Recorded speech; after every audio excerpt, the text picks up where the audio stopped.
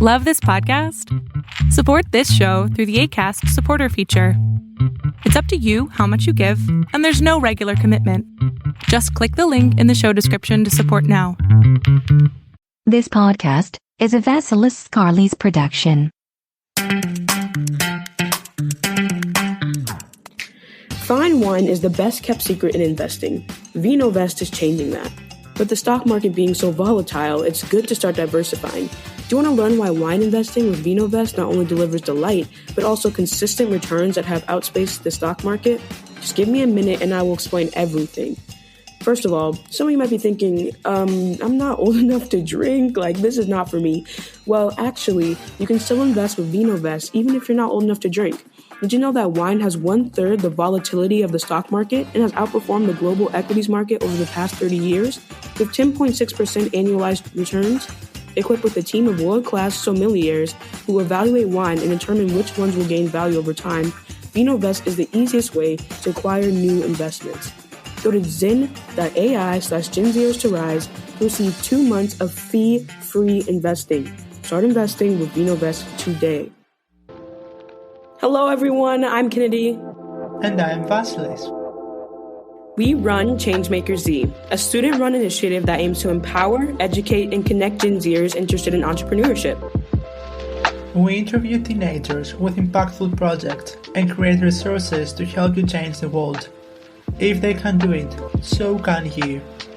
On this podcast, we discuss the logistics of creating different types of projects with Gen Zers who have already done it. We will leave our social media and website information in the description.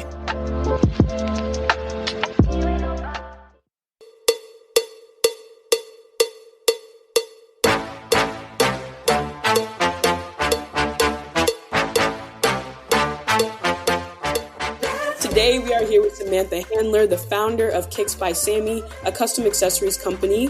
Samantha turned her sneaker painting college side hustle into a thriving, bootstrapped, revenue-generating custom accessories business based on personalization and bold and chic hand-drawn designs for all ages. Today's episode, we're going to discuss how to successfully incorporate whimsy and personalization into a business, as well as talking about how to turn a side hustle into a full-time business. Samantha, welcome to the show. Hi, thank you so much for having me. Yeah, so excited to have you here.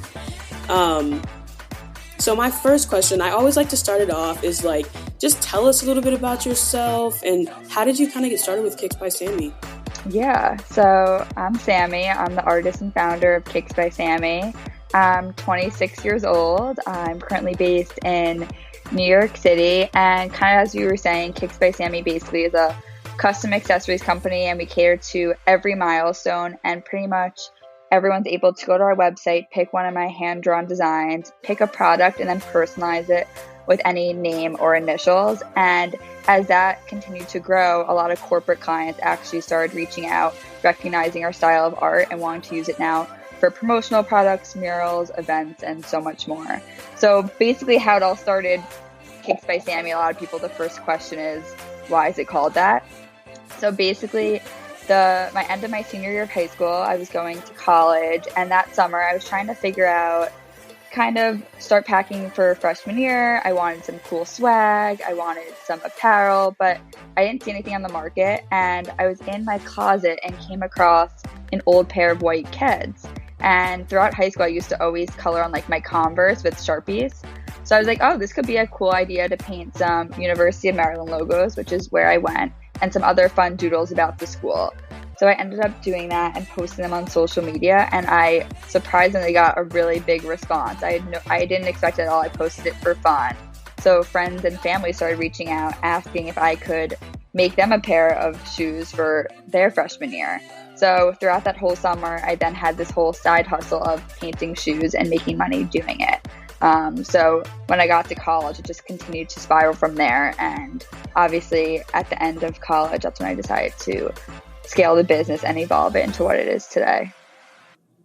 That's cool. Because I was wondering, because you really do have, you just said you didn't really have a big art background necessarily or anything major like that. But your art style is very unique, whimsical, fun, bright colors. Did you is that just come, I guess, naturally, or did you take a lot of time to develop that kind of unique art style, or Yeah. were you So I inspired by never, it? yeah. So I never was actually like trained in art. In high school, Yeah. I took like one AP art class for fun because I always loved to do it. It was definitely something I always had a journal like next to my bed when I was a kid and would doodle and just do fun things for myself. But it really was a hobby that no one really knew about. My grandma actually is an artist, so it could semi run the family a bit. She does a lot of like watercolor and cool stuff like that. Um, but kind of throughout high school, I realized I loved to like do different like shapes. I always loved like Andy Warhol. I loved pop art. So I always loved fun, colorful vibes. So I definitely had influence on that when I started like creating my own style. And I just thought like cool, different like checkered shaped stars and kind of mixing it with different icons and make something that was really like fun and colorful to the eye. I definitely wanted my art to really show like a positive feeling when you looked at it. Yeah, that's amazing. Like the identity that an artist is creating, actually, it's how he represents or she represents his own work. And you became a self-made CEO at just 18. My question is, how did this whole idea get started? We listened the story behind the whole idea, but when you went to the college, like your studies, did they have any connection, maybe with business or something like that? Yeah. So when I went to school, I still thought when I was painting on the shoes that it was just a hobby. I never really thought it was going to turn into a career. So I kind of was lost at the beginning of college, like I feel like most students are. And I decided to study psychology. And then I also added in a business, entrepreneurship, innovation minor because I started to realize that I had a really deep passion for actual entrepreneurship. So that's kind of when it sparked my idea that I really could turn this hobby into a full-time business. So obviously I didn't study art exactly as my major, but I decided to take a few art classes on the side. In college you could do like electives. So I did like a graphic design class, I did like an entry-level drawing class. So I was able to kind of develop my skills in that way, but it wasn't my full-on major. Because at that point when I was picking a major, I still didn't realize I was really going to want to focus on art in my future. So the business aspect definitely helped and kind of made me realize that I really could take this idea of just painting shoes, but really evolve it into something that could be a full-time job after college. Yeah. Because I'm in the entrepreneurship, I'm actually an entrepreneurship and innovation major right now. But like, I feel like there's always, like I'm also like a creative person. And it's always like, ooh, when you do that creative stuff, it's like, oh, how am I going to make money though? So I don't know, like I love that you were able to kind of develop your idea and you were able to do what you love. I was kind of wondering because as soon as I got to college, I noticed that there were so many businesses popping up, and I feel like I feel like college is just the perfect place because you have a bunch of people around your age. Do you think there's like any advantages in starting your business in college? Like, was it easily able to promote it in college? Yeah, no, that's a really good point. So definitely I was going to say, I think I did have a little bit of an advantage starting young. I think you also have so many resources in college and also a lot of people to like pick your brain and go into the business school, talk to professors and play around. It's kind of the only time in your life where you don't really have an obligation to anyone else. Like you don't have children, you're not married, you don't have anything like set in stone. You're really trying to figure yourself out. So I think it was a perfect time for me to experiment with different things, test different parts of the business and kind of to see which would stick and what would work. I definitely think it was a great time just to get the word out there. Obviously, like you're around so many kids your age who also have so many different cool ideas. And I was able to kind of jump around and also build the social media, which was like the big platform that I kind of based the business off of and really spreading the word at the time. So I definitely think when you're young, it's like a great time. And even if you don't know what you want to do, but you kind of want to be your own boss or start your own business, I think it's a great time to kind of dabble into different aspects of things that you're interested in. Like you can join a club or talk to someone that may be in a space that you have interest in or a professor, and you're able to kind of have that time to figure yourself out to then maybe an idea will just come to you where you can really turn it into something bigger than what you ever thought before. Yeah, I totally agree with what you say. Like I would like to add that maybe the connection that you will do, as you said, if you want to be your own boss, actually the time will give you all the opportunities to think over the different aspects of what you want to do. and at the same time, until you're reaching this spot during your lifetime, you will have achieved many different things, like to do some collaborations with people, or to explore new ventures of yourself that you have never think of in the past. My next question is that we have said you have collaborated with numerous influencers such as Walter Parks, Stephanie Gottlieb, David Oliver, and Justice Smith. Would you like to share one of your favorite collabs or stories, if there is any? Yeah, so I think the cool part about my business also, when I first started, I didn't even think of like the corporate side or influencer side of it. I was just really focused on building my product. So when different like corporate clients started reaching out saying we really could see your art utilized in all these different ways, I thought it was just so cool. And it kind of was the first time people could see my art on a larger scale than just what my audience was. So, I mean, just to go back to my first big collaboration was the summer after I graduated college, and I got approached by CBRE, which is a huge real estate company. And they were like, we love your style. We really could see your artwork blown up on our windows for our empty lease building. So obviously when you go to different buildings, you can see like, this is for lease, and you see like whoever is repping the building. So I ended up doing a 12-piece installation on like 12-foot by 12-foot windows in Chicago. We ended up doing 2 more there. And then it was pretty successful that they asked me to do 2 more in Miami.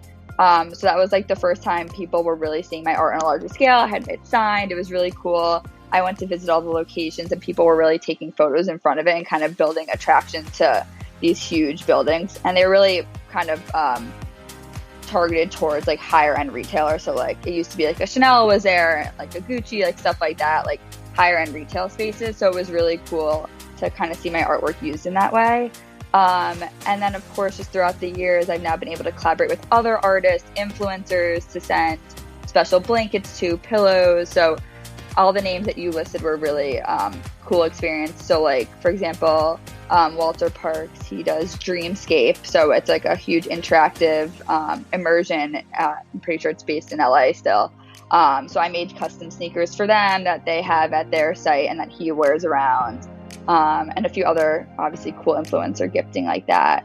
And then I just did a collaboration with another artist based in LA, and she does all these sculptures of popsicles. So I was able to paint all the popsicle sticks, and we were able to create these really high-end art pieces that people could buy. So it just really showed that there's so many opportunities of ways to use my artwork with others. And I think the good thing about collaboration is like you should work with people that align with your brand and have similar missions or styles. And it's great because you then attract their audience and your audience, and they bring them together on something that is totally unique and cool. Yeah, that's crazy. Like, because you said your meeting was when you were like 22, your first big meeting? Yeah. Was that intimidating, being 22, being a young woman, going to this big boardroom, selling yourself, marketing yourself? Like, do you have any tips on that? How was that experience for you? Yeah. Well, the good thing was it wasn't in person, since I'm based in New York. So a lot of it's via like Zoom call, stuff like that. So that's the good thing. I definitely think it's very intimidating to go in front of people. I've done it before, to pitch yourself. And I mean, what I've learned through entrepreneurship is just like, you kind of have to also approach the idea that failure is inevitable and that you have to be comfortable with it, because a lot of times you do put yourself out there on, I mean, I pitched a million different projects. Some I get, some I don't get, it's all the process of entrepreneurship. So you definitely have to be comfortable with putting all this hard work in and then just not getting the job. So that's something I've learned on the way, because obviously all these are so cool, but there's definitely so many that I ended up not getting, which is totally normal. But yeah, I think also, like, especially even doing podcasts like this, I think it really helps to just get your word out and be able to really build upon like your mission and spread the word more, and be able to kind of explain what you do in a better way. And I think it's like great practice. It helps me pitch also as well. So I feel like the more you talk about yourself and also selling yourself, I think that's the hardest thing as entrepreneurship, is you have to continuously sell yourself. Yeah. That's no, and because like, and everyone always says, like, you never know, like, even if you don't get that job, you never know who in the room could recommend you for something else. I was gonna say, a lot of it has also been like friends of friends, recommendations, like seeing another project a lot of times I'm like, how did they even find Kicks by Sammy? And it's really interesting to see, like, I know, like, I guess like a corporate client reached out, they're like, oh, just like an intern in the office like knew you and mentioned your name. So it's just all these crazy things that you want to leave a good taste in everyone's mouth because you never know what the next connection is going to be. Because especially in New York, everyone somehow knows each other in the business world. I have a question. Do you work in a studio or at an open space for artists? Yeah. So right now, actually in New York, luckily I'm able to have a 2-bedroom. So the second bedroom is basically a whole studio. I have all my samples where I do drawings, have like my art wall. I mean, I wish I could show, I'm in it now, but if I could show you, it's really cool setup. So I'm lucky to have that. The hard part, obviously one day I want to have more of a space. It's so hard in New York, it's so expensive here. So that's kind of the next step. But yeah, right now it's a home office space. I'm able to have like interns come in and work with me, and then anyone else I have helping me out with the business is virtual, remote. So that's the stage I'm at right now. Yeah, that's awesome. Do you ever find it hard when you're living in your workspace for that like work-life balance? Yeah, it's always funny because like once COVID hit, everyone experienced what I've been experiencing for the last like 4 or 5 years. Right, you had a head start. Yeah, I've been doing this business since I graduated. I mean, right after college, I lived at home, so I was with my parents, also like running this, like grinding and stuff like that for a year or so. So then once I moved to New York and started this business, I obviously was always in my apartment, and definitely in New York, you have a really small confined space. So sometimes it does like hinder your creativity, and sometimes you need to just walk around or go work in a coffee shop, kind of just like get your juices flowing. Because sometimes when you stay in the same spot and like you're just by yourself, you kind of like lose your creativity. So definitely like moving around, just getting outside really helps to continue to boost all my creative juices. But yeah, so I was saying to my friends, I was like, this is my life totally. So I mean, at this point, I'm totally used to it. I definitely like love human interaction. So like the hours I'm not working, which I mean is hard, but I definitely try to either like go maybe work with another friend who maybe freelances or has their own business and is in a similar situation, or just like socialize in other ways, because during the day I'm by myself. So it's definitely, you need that balance and find that social opportunities, because if you're alone all the time, it does get like sad and depressing.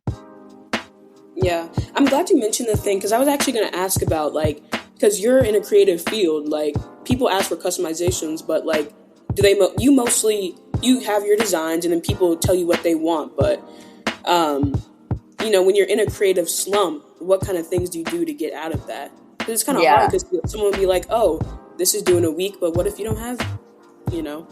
Yeah. I was going to say I always tell people the hardest part about like running this business is I have to be the creative mind and the business mind. And usually they don't align that well. Because when you're super stressed, and I mean, basically I do everything right now. If you're on top of finance, accounting, marketing, all that stuff, and then you also have to be the designer, sometimes you get drained and totally like overrun, and it's hard to get those creative juices flowing when you're stressed. So definitely like every once in a while, you need those like days where you totally don't focus on the business end and you just like revamp to get your creative juices flowing, because obviously if you don't feel creative, then you're not going to really end up getting anything done in the end. So, I mean, going on walks, exercising, maybe doing like another hobby that like interests me, hanging out with friends. I mean, I love traveling. When I travel, like I'm working, but also just like seeing other areas and just being in nice weather, and it really just like gets my juices going. So, I mean, there's different things. Sometimes you just have to push through it.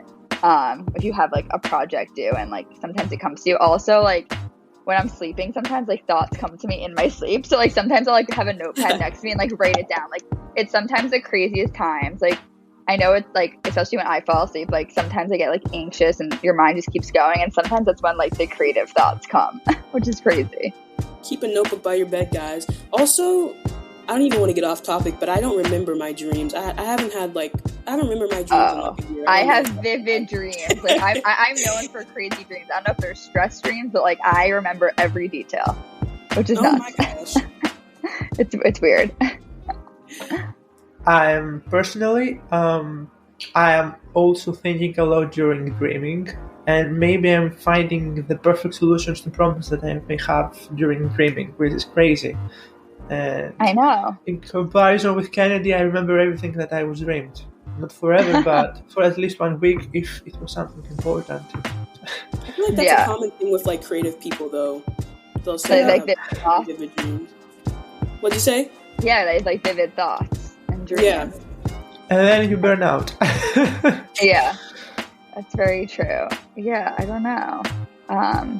Maybe it's just like when I start to feel relaxed. I don't know. It definitely like starts to like think of things and like go through things in like a different environment. Maybe like when I'm like on the couch, also like sometimes when I'm super like in a relaxed state, that's when like thoughts just start coming to me. And you need to do something else to just go, maybe take something from the fridge, do something because you're feeling that you're relaxing a lot, and this is not what you're used to do. Yeah, exactly. So it's good though. Yeah.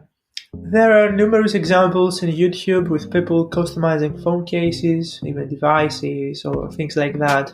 Do you think that these go against the view of the original designer of the product? Yeah. I mean, I don't think that impacts me that much. I feel like everything I do is pretty unique. That's why I love like the customization element. And so basically everything I do is hand drawn originally. And then I'm able to computerize it and edit the colors. And if people want to add some personalized elements, I'm able to edit on the computer.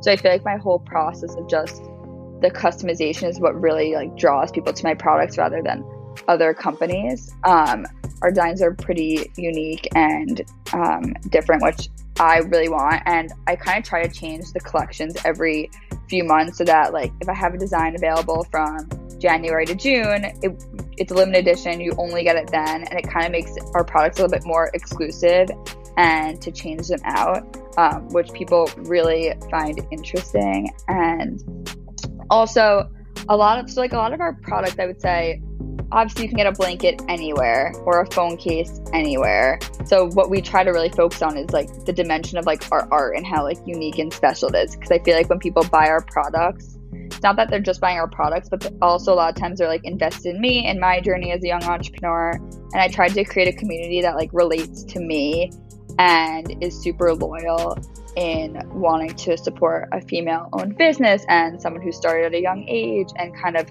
grow with me as I continue to develop different designs and products. I mean, especially my followers who have been with me from the beginning, they totally can see the evolution and how much I've grown in my style and the quality.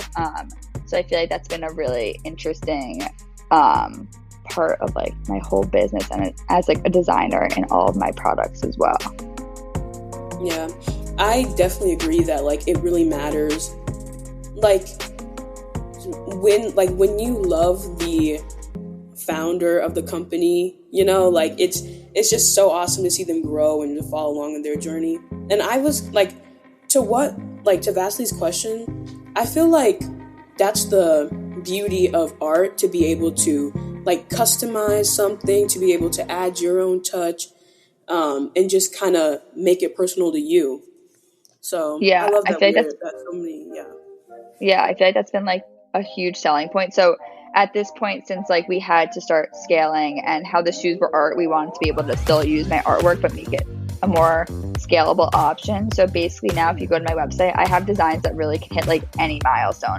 We have a baby collection, we have stuff as like tween birthday gifts, we have grad gifts, we have bridal, bachelorette, like wedding, sweet 16 and stuff like that. So we basically can hit every milestone with you, and we have different templates. So if you want to use one of those and then personalize it with initials, names, stuff like that, or we also have like options where you can make it even more personalized, obviously with like the price. So we just do some edit fees so people still feel like they're getting something that's super personal to them and that they can't get anywhere else.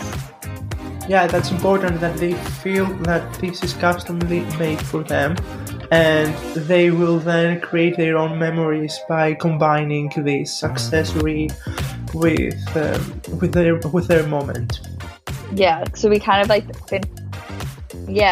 like pitching it now that like you grow with us, like with every milestone. So basically we've had customers now that have bought their baby gifts, have brought the birthday gifts, the summer, like people have been with us for so long that now they want to hit every milestone with us, and we kind of share that experience. And a big part about our community is people now like want to send us photos, to post about them, to have them like intertwined in like our community, that we show that like they're part, like they're a Kicks by Sammy baby, like when they take a picture in front of our baby blanket or like a hooded towel. So it's so fun to like have them be excited to like send us content and want to actually be part of our brand.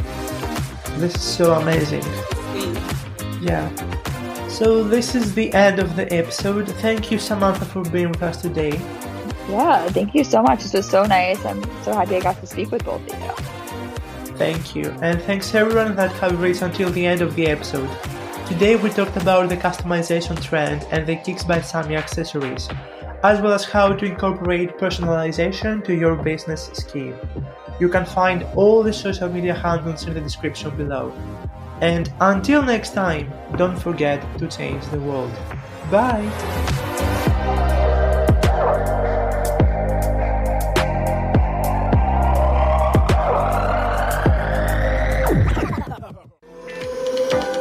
Thank you guys for listening. We hope you enjoyed our conversation. We had such a great time. Make sure to leave us a review. If you want more Changemakers content, you can follow us on Instagram at Gen Zers to Rise and on Facebook at ChangemakersZ.